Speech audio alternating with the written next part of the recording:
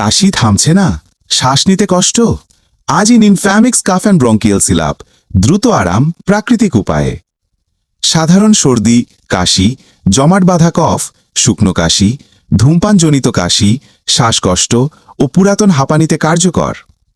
প্রতিদিনের কাশি, বুক জ্বালা আর নিঃশ্বাসের কষ্টে বিরক্ত? তাহলে বেছে নিন প্রাকৃতিক উপাদানে তৈরি ফ্যামিক্স কাফ অ্যান্ড ব্রঙ্কিয়াল সিরাপ।